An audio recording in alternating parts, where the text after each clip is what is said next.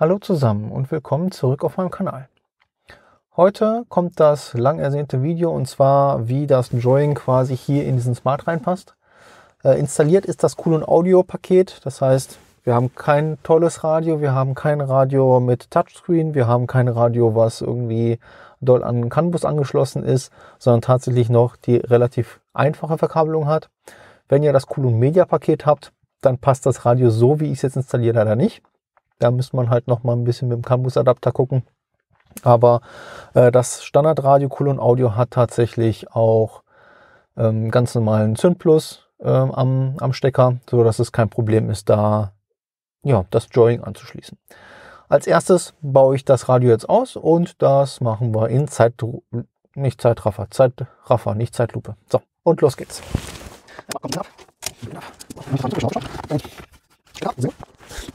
Das, was wir sehen, ist ein leerer Schacht. Das heißt, wir haben nicht viel drin. Die Kabel sind drin. Ich habe einen Adapter bereits konfiguriert. Das heißt, ich habe von einem Store, den verlinke ich euch unten, den Adapter, Antennen und ein Kabeladapter geholt. Das ist dann halt, damit das Zündplus, Strom und so da reinpasst.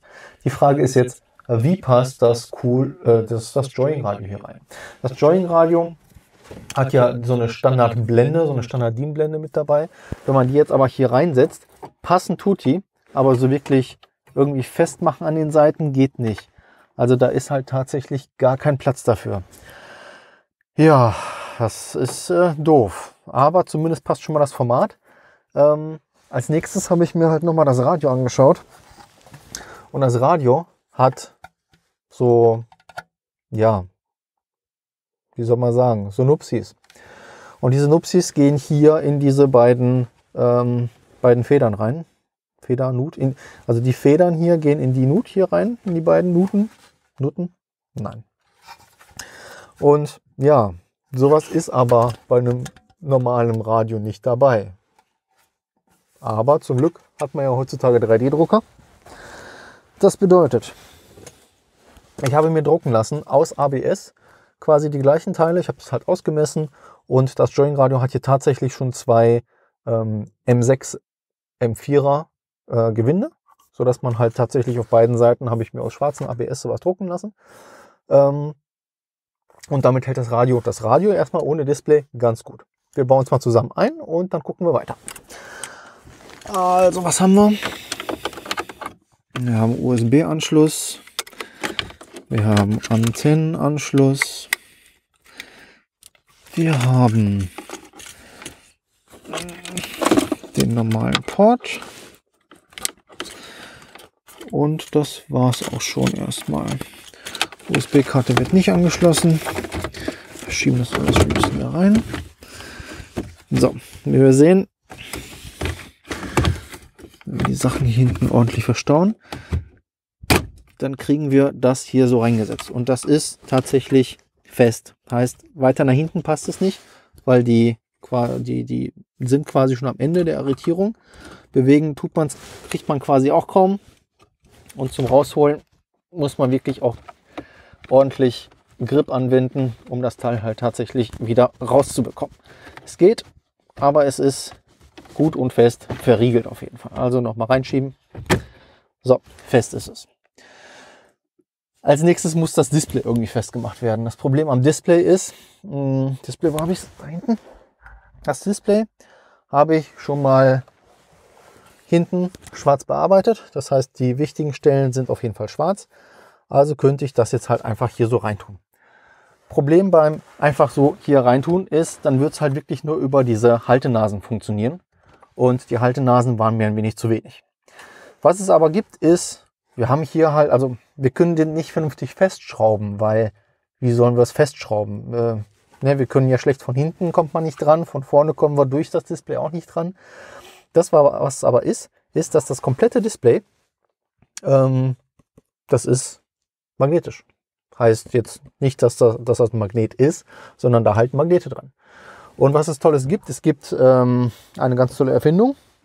Das nennen sich Topfmagnete mit Gewinde. So sehen die Dinger aus. Hier auch nochmal. Und die können wir hier in diese M5-Gewinde reindrehen. Nicht zu weit reindrehen. Also ich mache jetzt immer so eine Drehung. dann sind die quasi mehr oder weniger bündig mit der Abdeckung und haben aber halt quasi noch direkten Kontakt zum Display. Also bündig. In dem Moment, ja, die sind nicht ganz drin, aber die halten halt wirklich am Display fest. Das heißt, die können sich nicht rausdrehen und für die Festigkeit vom Display, dass es halt nicht beweglich ist, reicht es vollkommen. So, als nächstes kommt dann das Display rein und dann schauen wir, ob es funktioniert. Stecker. So.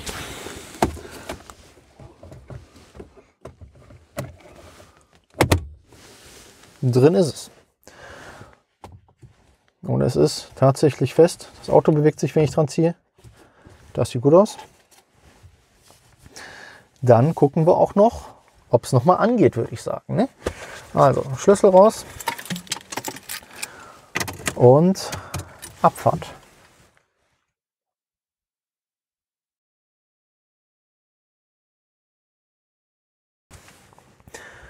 So, Radio ist installiert, Radio hält, ist fest, alles super. Das Mikrofon habe ich jetzt hier einmal kurz an meinem Tachorahmen installiert. Da funktioniert es auch ganz gut. Ja, ansonsten, was haben wir sonst noch vor? Das Radio wird jetzt natürlich, also ich versuche das Mikrofon irgendwann hier an meinen an die A-Säule nochmal zu heften. Ansonsten wird es jetzt natürlich in Zukunft auch noch was geben Richtung HiFi. Bedeutet, es kommt noch eine DSP-Endstufe unter den Sitz und wird ein Frontsystem eingebaut in diesem Auto.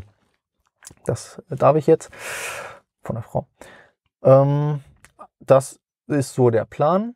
Das, was zum Radio auf jeden Fall noch kommt, ist einmal ein Video, wo ich dieses Radio vergleiche mit dem Android 9 in unserem anderen Auto. Das heißt quasi wirklich alte Generation zu neuer Generation. Das ist jetzt 9 Zoll zu 11,6 Zoll. Aber im Endeffekt wird das bestimmt auch nochmal ein ganz lustiges Video. Ja, sonst Radio funktioniert. Ich bin soweit zufrieden. Und dann schauen wir weiter in den nächsten Videos. Danke, dass ihr zugeguckt habt und bis zum nächsten Mal.